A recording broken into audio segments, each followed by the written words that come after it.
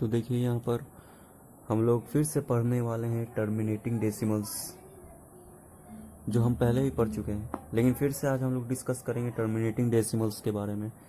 तो देखिए, कोई भी rational number, any rational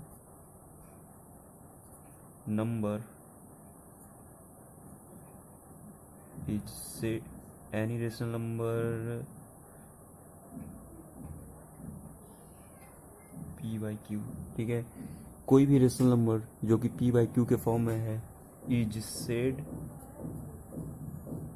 to be terminating decimal if q have prime factor 2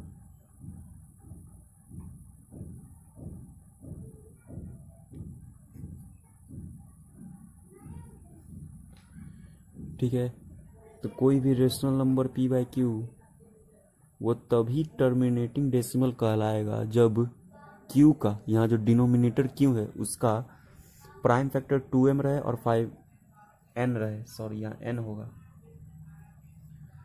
मतलब जो उसका फैक्टर होगा q का वो 2 के पावर में रहना चाहिए, है कि नहीं, और 5 के पावर में रहना चाहिए, ठीक है। जैसे कहने का मतलब क्या है, जैसे कि मान लीजिए 13/80 है, 13/80 है, तो 80 का हम लोग प्राइम फैक्टराइजेशन जब करेंगे 2 से 40, 2 से 20, 2 से 10, 2 से 5, इसका मतलब 80 को हम क्या लिख सकते हैं, 2 इंटू 2 इंटू 1 2 3 4 इंटू 5। तो देखिए यहाँ पर हम इस सब को 2 का पावर 4 लिख सकते हैं और ये 5 को 5 का पावर 1, बिल्कुल ऐसा लिखा हुआ है जैसा यहाँ पर लिखा हुआ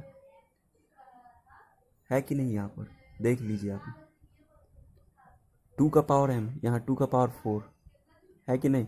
तो इसका मतलब यही है कि 13/80 क्या है, इज टर्मिनेटिंग डेसिमल है, टर्मिनेटिंग डेसिमल है। अगर इस फॉर्म में लिखा जा रहा है कोई भी डिनोमिनेटर, तो इसका मतलब वो जो रेशनल नंबर है वो क्या है, टर्मिनेटिंग डेसिमल है।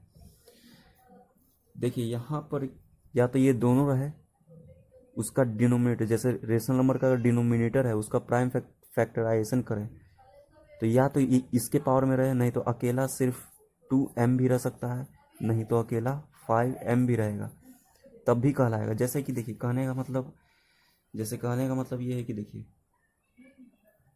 मान लीजिए 7/24 है, तो 7/24 है, तो यहाँ पर देखिए जब हम लोग 24 का प्राइम फैक्टराइजेशन करेंगे 2 से 12, 2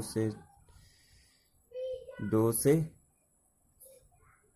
6, और यहाँ पर आपका हो गया 2 से 3, और 24 यहाँ पर देखिए 2 इंटू 2 इंटू 2 इंटू 3, यहाँ 2 का पावर क्यूब है और यहाँ 3 है, 3 नहीं होना चाहिए।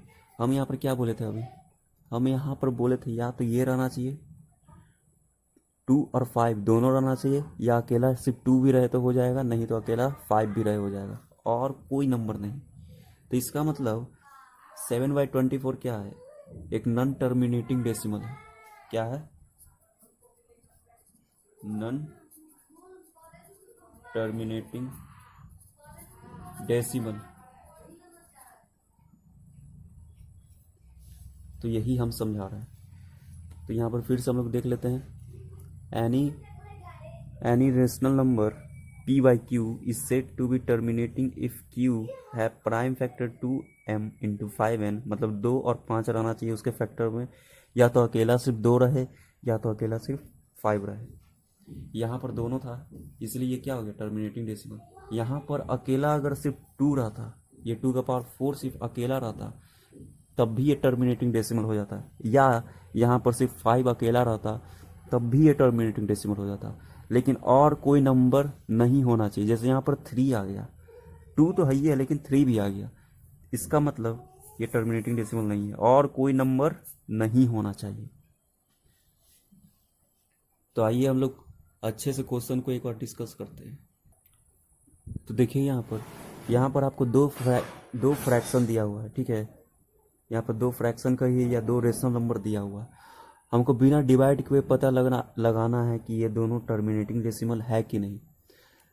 तो देखिए यहाँ पर पहला नंबर देखिए, तो यहाँ पर हेयर डिनोमिनेटर कितना है, पहला में डिनोमिनेटर कितना है, डिनोमिनेटर 12 है। तो 12 का जब हम लोग प्राइम फैक्टराइजेशन करेंगे, ठीक है, 12 का जब हम लोग प्राइम फैक्टराइजेशन करेंगे तो क्या आएगा, 2 6 जा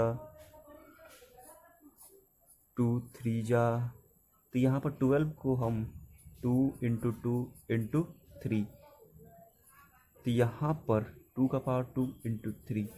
यहाँ पर देखिए ये टर्मिनेटिंग डेसिमल नहीं हो सकता है, ये टर्मिनेटिंग डेसिमल नहीं हो सकता है क्योंकि यहाँ पर 2 और 5 के अलावा भी कोई नंबर है, 3 है। इसका मतलब ये टर्मिनेटिंग डेसिमल नहीं है। यहाँ लिखेंगे क्या, हेयर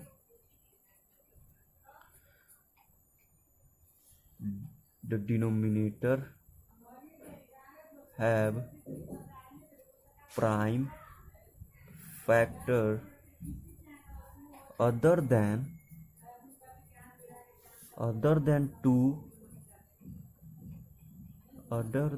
2 and 5। देखिए यहाँ ये जो लिखा हो इसका मतलब क्या है, यहाँ इसका मतलब ये है कि हेयर द डिनोमिनेटर, मतलब डिनोमिनेटर के पास प्राइम फैक्टर के तौर पर 2 और 5 के अलावा भी कोई नंबर है, वो है 3। हम बताए कि 2 और 5 रहना चाहिए, है कि नहीं, या सिर्फ 2 अकेले रहना चाहिए या 5 अकेले रहना चाहिए, लेकिन कोई और नंबर नहीं होना चाहिए। यहाँ पर 3 एक और नंबर आ गया, इसका मतलब ये हेंस इसका मतलब क्या कि 5/12 इज नॉन टर्मिनेटिंग। ये क्या है, नॉन टर्मिनेटिंग है।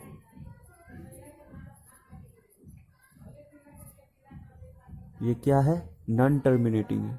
इसका मतलब नॉन टर्मिनेटिंग कहने का मतलब क्या कि इसको अगर डिवाइड करेंगे तो ये बढ़ते ही चला जाएगा, ये रुकेगा नहीं, ठीक है। टर्मिनेटिंग करने का मतलब क्या होता है कि पॉइंट के बाद नंबर ख़त्म हो जाए। जैसे हमारा सेकंड क्वेश्चन देखिए, सेकंड क्वेश्चन में आपको 27/80 नज़र आ रहा होगा। देखिए यहाँ पर भी वैसा ही करेंगे। हेयर डिनोमिनेटर यहाँ पर कितना है, देखिए हमको मेन मतलब डिनोमिनेटर से है, इसलिए हमको लिखना पड़ा। डिनोमिनेटर कितना है, डिनोमिनेटर यहाँ पर 80 है, 27/80 है। यहाँ पर डिनोमिनेटर कितना है, 80। तो यहाँ पर 80 को हम देखिए 80 का जब हम लोग प्राइम फैक्टराइजेशन करेंगे, 2 से 40, 2 से 20, 2 से 10, 2 से 5, ये तो पता चल ही गया कि ये टर्मिनेटिंग डेसिमल है। देखिए यहाँ 2 कितना बार है, 1 1 2 3 4, 2 3 4।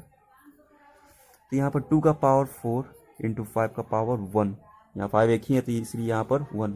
तो यहाँ पर देखिए डिनोमिनेटर के पास 2 और 5 है, इसके अलावा कोई नंबर नहीं है, इसका मतलब ये टर्मिनेटिंग डेसिमल है। यहाँ लिखे हैं क्या, here denominator have prime factor 2 and 5 only, ठीक है। इसका मतलब डिनोमिनेटर के पास प्राइम फैक्टर के तौर पर 2 और 5 ही है। इसका मतलब 27/80 इज टर्मिनेटिंग, ये टर्मिनेटिंग डेसिमल है। तो ये आप समझ गए होंगे। तो एक्सरसाइज 1B का पहला नंबर क्वेश्चन तो यही बोल रहा है कि बिना एक्चुअल डिवाइड किए हमें पता लगाना है कि वो टर्मिनेटिंग डेसिमल है कि नहीं। तो हम लोग ऐसे ही उस क्वेश्चन को सॉल्व करेंगे। अब हम लोग आगे बढ़ेंगे क्वेश्चन नंबर 2 में। तो यहाँ पर आप सेकेंड नंबर देखिए, right each of the following in decimal form, मतलब इन सब को डेसिमल फॉर्म में लिखना है और बताना है कि ये कौन सा डेसिमल होगा। ठीक है, यहाँ पर क्या बोल रहा है, एंड से what kind of decimal expansion, मतलब इन लोग का जो हम लोग डेसिमल में बदलेंगे तो ये सब कौन से डेसिमल होंगे, है कि नहीं। जैसे पहला और दूसरा क्वेश्चन हम लोग बनाकर देखते हैं। तो पहला और दूसरा क्वेश्चन 5/8 है और 7/25 है। तो क्या हम लोग करेंगे यहाँ पर, पहला क्वेश्चन सॉल्यूशन देखिए डिवाइड करेंगे, हम लोग डिवाइड करके देखेंगे कि ये कौन सा डेसिमल है। तो सबसे पहले 0 पॉइंट यहाँ पर आ जाएगा, तो 8 6 48, यहाँ 0 आ जाएगा, 8 2 16 और 8 5 40, है कि नहीं। यहाँ पर देखिए 0.625 के आगे बढ़ा नंबर, नहीं बढ़ा, आगे नहीं बढ़ा, इसका मतलब 5/8 क्या है, टर्मिनेटिंग है। टर्मिनेटिंग कहने का मतलब क्या है कि डेसिमल के बाद खत्म हो गया है नंबर। डेसिमल के बाद देखिए कुछ ही नंबर आगे बढ़ा फिर खत्म हो गया, एंड हो गया। ठीक है, सेकेंड नंबर में आपका 7/25 है।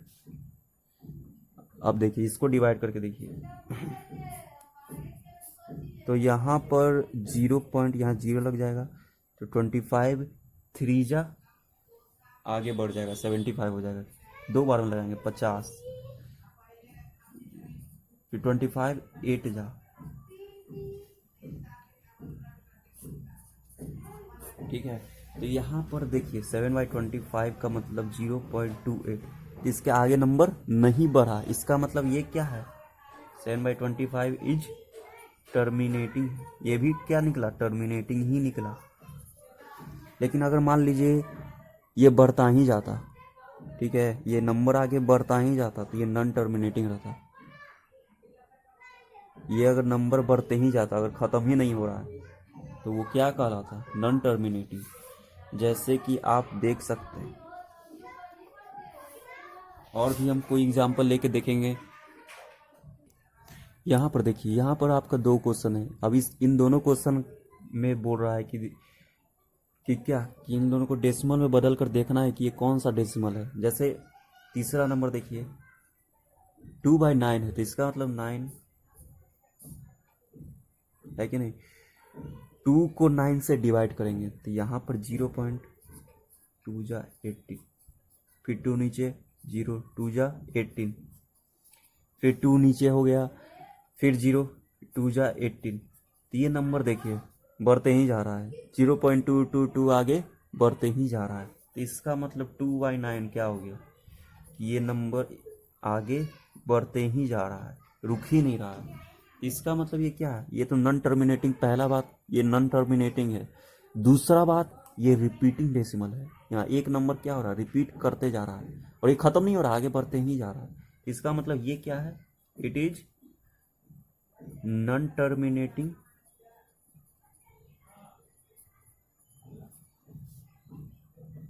Repeating decimal, non terminating. And 2 चीज़ है ये पहला बात तो नॉन टर्मिनेटिंग है, ये रुक नहीं रहा है। दूसरा बात ये रिपीटिंग भी है, एक ही नंबर क्या हो रहा है, रिपीट हो रहा है।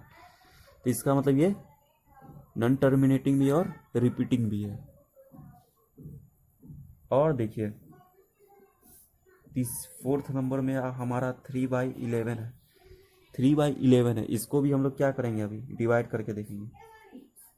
0 11 2 22, 11 7 77, फिर 11 2 22, 11 7 77, देखते ही जाइएगा। फिर 3 आ गया, फिर यहाँ 0 लगाएंगे तो 11 2 22, फिर 8, फिर 7। तो यहाँ पर देखिए, यहाँ पर 3/11 का जब हम लोग डिवाइड किया, मतलब 11 को जब 3 से डिवाइड, मतलब 3 को जब 11 से डिवाइड किए, तो हमारा आंसर क्या आ रहा है, 0.272727, है कि नहीं। ये नंबर रिपीट हो रहा है, देखिए अच्छा से लिख देते हैं, यहाँ पर 3/11 है। हमारा आंसर क्या है? 0.27272727। तो सबसे पहला बात ये क्या है? ये सबसे पहला चीज़ क्या है? ये सबसे पहला चीज़ तो नॉन टर्मिनेटिंग है, नॉन टर्मिनेटिंग। दूसरा चीज़ एंड, ये रिपीटिंग भी है, 27 रिपीट कर रहा है, and repeating decimal. It is non terminating and repeating decimal. ये हम लोग का क्वेश्चन बन चुका है। अब हम लोग तीसरे क्वेश्चन पे आएंगे। देखिए थर्ड नंबर क्वेश्चन में express each of the following decimal in the form of p by Q where p and q are integer and q not equal to 0। मतलब ये देखिए, ये रिपीटिंग डेसिमल है, 0.2 2 के ऊपर बार लगा हुआ है। तो इन सब को कैसे हम लोग p बाई क्यू के फॉर्म में ला सकते हैं?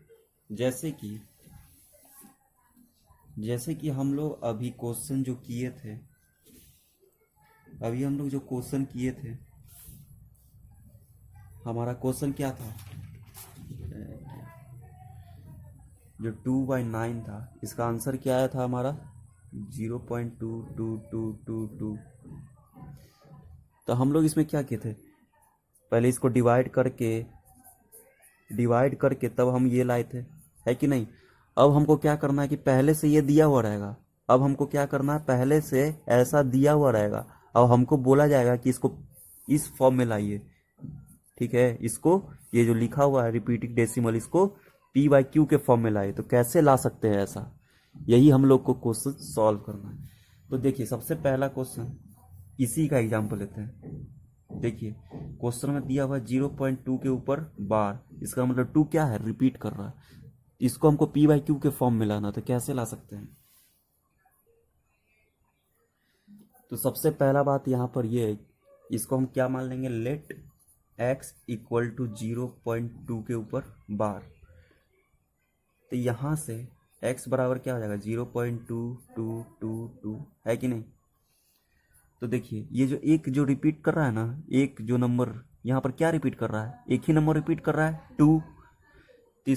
तो इसमें हम क्या करेंगे? दोनों तरफ 10 मल्टीप्लाई कर देंगे, क्योंकि यहाँ पर एक ही नंबर रिपीट कर रहा है, पॉइंट के बाद एक ही नंबर रिपीट कर रहा है, इसलिए हम 10 से इंटू कर देंगे। तो 10x, और एक 2 आ जाएगा बाहर। 10 जब इंटू करेंगे तो एक 2 आ जाएगा बाहर, अंदर क्या बच जाएगा? सिर्फ यही जो नंबर रिपीट हो रहा है वही बच जाएगा। तो ये हमारा इक्वेशन 1 हो गया, ये हमारा इक्वेशन 2 हो गया। तो हमको क्या करना है? सब्सट्रैक्ट करना है। सब्सट्रैक्टिंग इक्वेशन 2 फ्रॉम 1, इक्वेशन 2 में से 1 को घटाना है। तो 10x हमारा कितना आया था? 2.222, और x हमारा कितना आया था? 0.2222। तो यहाँ पर देखिए माइनस कर देंगे, दोनों इक्वेशन को क्या कर देंगे? माइनस कर देंगे। तो यहाँ से तो 0 0 0, ये सब 0 हो जाएगा, यहाँ पर 2 बच जाएगा, और ये 9x हो जाएगा। तो 9x बराबर 2, तो x का वैल्यू 2/9। देखिए ध्यान से देखिए, 2/9 हमारा p बाई क्यू के फॉर्म में आ गया। पहले डेसिमल के फॉर्म में था, 0.2 के ऊपर बार, अब हमारा p बाई क्यू के फॉर्म में आ गया। इसका मतलब 2/9 बराबर क्या हो जाएगा? यहाँ पर देखिए 0.2 आ गया हमारा p बाई क्यू के फॉर्म में। आगे भी हम लोग क्वेश्चन करने वाले हैं, तो हम लोग जल्दी से ये क्वेश्चन देखेंगे। 18.48, तो फोर्थ नंबर का क्वेश्चन क्या दिया हुआ है? इसको p बाई क्यू के फॉर्म में बदलना है। तो इसको कोई कैसे बदलेंगे हम लोग? मान लेंगे लेट x इक्वल टू 18.48 के ऊपर बार। तो यहाँ से हम x को कैसे लिख सकते हैं? 18 यही नंबर रिपीट कर रहा है, सिर्फ 4 और 8 रिपीट कर रहा है, तो यहाँ लिखते जाएंगे 48 48, ऐसे लिखते जाएंगे। फिर देखिए यहाँ पर पॉइंट के बाद कितना नंबर रिपीट कर रहा है? 2 नंबर, पॉइंट के बाद 2 नंबर रिपीट कर रहा है। तो हम दोनों साइड क्या कर देंगे? 100 से मल्टीप्लाई कर देंगे। दोनों साइड क्या कर देंगे हम लोग? 100 से मल्टीप्लाई कर देंगे। ये 100x हो जाएगा, और ये 148 बाहर आ जाएगा, 148 बाहर आ जाएगा, 1848। इधर सिर्फ 48 48 ये रिपीट करता ही रहेगा, ये रुकेगा नहीं, ये रिपीट करता रहेगा। ये इक्वेशन 1 है, इक्वेशन 2 है। तो यहाँ लिखेंगे क्या, सब्सट्रैक्टिंग इक्वेशन 2 फ्रॉम 1, इक्वेशन 2 में से 1 को घटाना है। तो यहाँ पर 100x equal to 18.48 minus x, क्या लिखा हुआ है यहाँ पर, 18, 48 वही लिखा हुआ है, सब जीरो होते जाएगा ये सब। यहाँ देखिए, यहाँ घटाएंगे, 8 में 8 गया 0, और यहाँ 99x, तो x का वैल्यू देखिए क्या आया, 1830/99, 1830/99 आ गया हम लोग का आंसर। तो यहाँ से हम लोग इसको काट भी सकते हैं 3 से, और ये 610/33, ये आ गया हमारा आंसर। तो ऐसे ही हम लोग क्वेश्चन को बनाते जाएंगे। चलिए।